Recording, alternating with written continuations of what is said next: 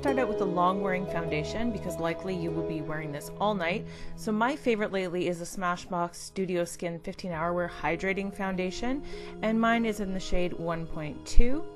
Concealer isn't necessary for brightening with this look, but I'm just canceling out my dark circles, so I'm using the Urban Decay Naked Skin Concealer, and mine is in the shade Light Neutral. And just blend that out so you have no creasing because you really want a smooth surface to be able to draw onto. Make sure you set your entire face. I'm setting my under eye first using the RCMA No Color Powder, and I will put that all over my face as well. Just a little caveat, it did get all over my hair and kind of gave me a dandruff look for the rest of the video, so do be careful when you're setting your face. Check your hair afterwards. And I'm not going to be putting any eyeshadow at all onto my eyelids, but I do want to cancel out any discoloration and just make it match the rest of my face. So I'm using MAC Painterly Paint Pot, and make sure to set that with powder as well.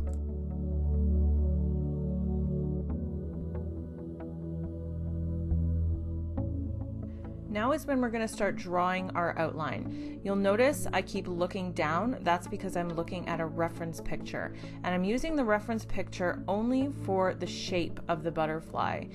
This would be a very difficult thing to draw freehand unless you are a very good artist, so make sure to have some kind of reference picture with the shape that you're going for close at hand.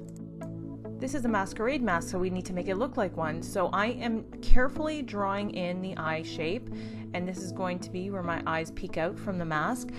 What I want is a little bit of an upturned shape on the outside just to lift my eyes a little bit. So just be aware of the shape that you're actually drawing. If you make it too downturned, it will make your eyes a little droopy. So for this step, I'm actually using an eyebrow pencil. I started out with a white eyeliner, but I didn't like the way it was gliding over my skin. So using an eyebrow pencil is really great because you can actually erase your mistakes with your finger. So this is the Loreal Stylist Definer. It has a micro tip and it's a nice light color, which makes it very easy to go over it later with black eyeliner, and you won't even notice it once you get to the end. So I wasn't sure how I wanted to handle my eyebrows. I suppose if you're really talented, you could use the glue stick method and just kind of cancel them out altogether. I'm not that talented, so I just drew over top of them, and what I'm going to do is fill them in later once we get to the eyeshadow step, and you won't even notice the eyebrows. What I really want to stress is that the shape of the butterfly at this point is the most important. The inside does not have to be symmetrical, but you want to make sure that the wings are fairly symmetrical.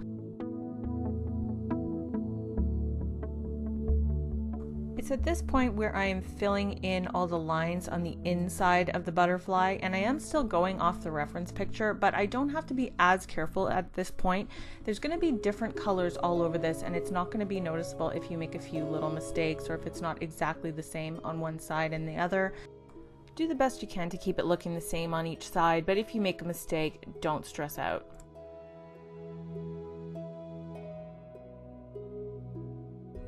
Try to add quite a few sections because the more sections that you have, the prettier and more colorful this will end up looking. So now the hardest part is over and we get to start having a lot of fun. So I am using the Kat Von D Mi Vida Loca palette. This is a super colorful palette. It has all the spectrum of all the colors of the rainbow. I've decided to do one side of this mask with purples and pinks and yellows and oranges, and the other side with blues and purples and greens. You don't need this particular palette by any means, just grab any very colorful palette. This mask is actually fairly easy in the fact that you're really just coloring in each section. So you don't need to worry about being messy because later on we're going to go over all of those lines with the black eyeliner, and just make sure that your colors are vibrant. If you need to go over sections multiple times, you can do so.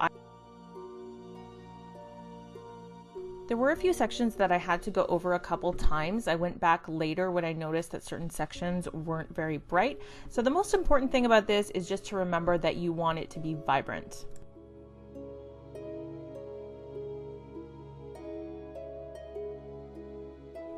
For tools, I just used whatever small, very small eyeshadow brushes I had on hand, and after I did the purple and pink side, I just quickly gave them all a spot clean, and now I'm using all the same brushes on the blue and green side.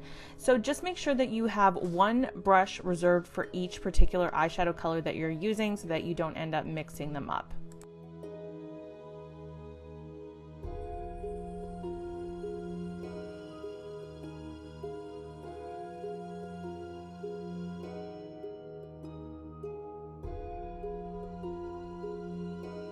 Now all the eyeshadow is filled in. We get to go over it with a bunch of black eyeliner, and I just grabbed all the different ones I had.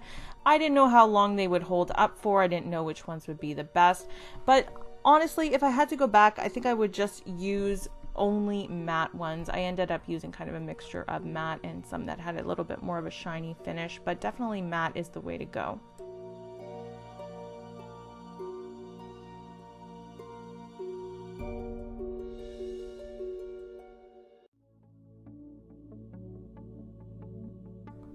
And even though this is a tedious process, it's actually fairly easy, and you don't need to be as precise as you think you do. If you use a mixture of thick and thin lines, any mistakes are not going to be noticeable. So just keep that in mind. Thicker lines, thinner lines, mix them up, fill in sections completely black. It's all going to end up looking great in the end.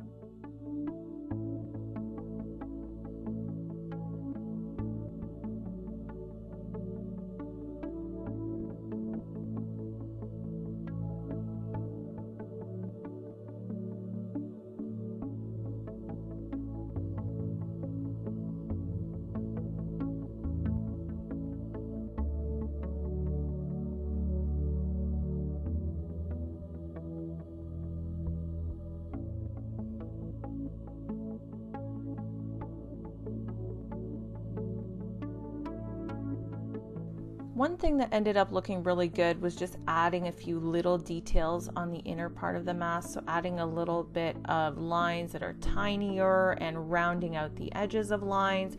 It just gives it a little bit more dimension. So at this point I thought I was done. I started curling my lashes and I put on some Urban Decay Perversion mascara, but then I remembered that a lot of butterflies have little white dots. So I grabbed my Sephora felt liner. This is waterproof, it's in the shade Bone White, and it is actually fairly pigmented for a white. It really shows up very well over black. So all the dots should be on the outside of the mask. You don't really want them to be on the inner portions or around the eyes or even on the bridge of the nose.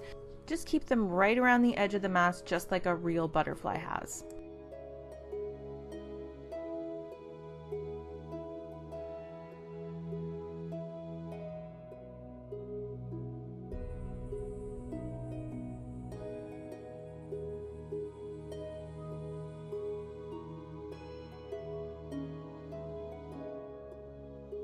I knew I wanted to use false lashes, so I used the House of Lashes in the style Noir Fairy Light. False lashes for this look are just going to bring a little bit more attention to your eye because there is so much going on your face. And because the glue is a little bit messier than I expected, I made a little bit of a mess on my eyes, so I had to kind of cover that up with some black liquid liner. And choose whatever lip you like, and then you're done. I went with the Sephora House collection. This is in the shade Magnetism. This is such a unique lipstick.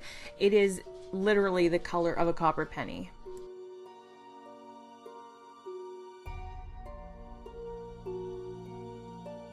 Here's the final look. If you do end up recreating this, please tag me on social media. I would love to see your work. I hope you have a wonderful and safe Halloween, and thanks for watching. Don't forget to subscribe, and I'll see you next time.